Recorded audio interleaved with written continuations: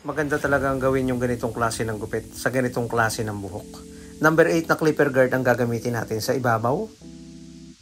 Yung bang tipo na hindi natin isasagad hanggang sa bangs para maging classic pa rin yung hairstyle or maging style crew cut yung kanyang gagawin nating pagkakagupit para sa kanya. May matitira pa rin konti. Ganito yung kadalasang ipinapagupit noon. Pag sinabing crew cut, pwedeng number 3, pwedeng number 4, tapos may bangs ng konti.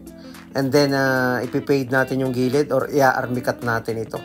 Ayun, nirekta na natin na ginuhitan agad. Pero yung buong talim ng trimmer ang ginawa nating pangguhit, kaya ang laki.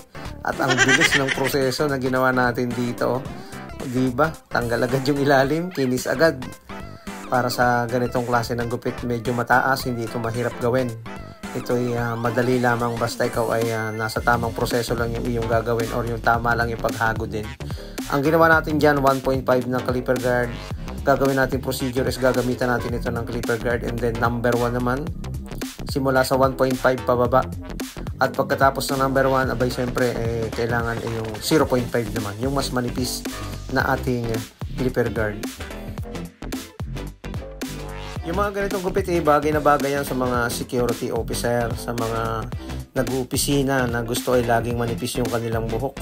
At saka syempre binabagayan din yung mga ganitong klase ng texture ng buhok at saka yung shape ng kanyang ulo, kaya pwede siya sa ganito katataas na gupit.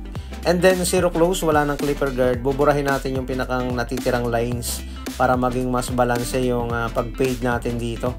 Maganda yung magiging transition yan kapag ginamitan natin ng step by step process or procedure. Pwede rin namang rekta, depende na sa iyo kung paano ka nasanay, pero para sa akin mas okay yung gumagamit tayo ng clipper guard or clipper guide.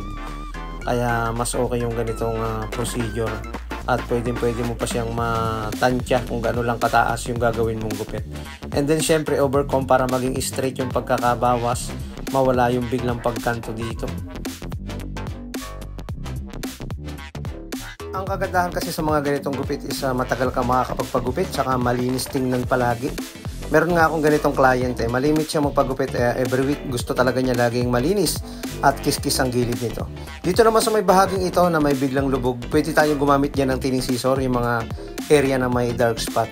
Dito naman sa unahan, kapag lalagyan natin siya ng line up or lilinisin natin, gumamit tayo ng velcro pads o kaya pang ipit para makita natin. Huwag nating erekta na hawakan lang ng kamay, para mas nakakabuelo tayo sa paglilinis at pag-aahit at paggawa ng pinakang line up dito sa parting ito. Wala na siyang sikap o wala ng temple kasi mataas na yung gupit na ginawa natin. Ayun, okay na mga kabarbero. Subukan mo na yung ganitong gupit at baka babagay din sa'yo.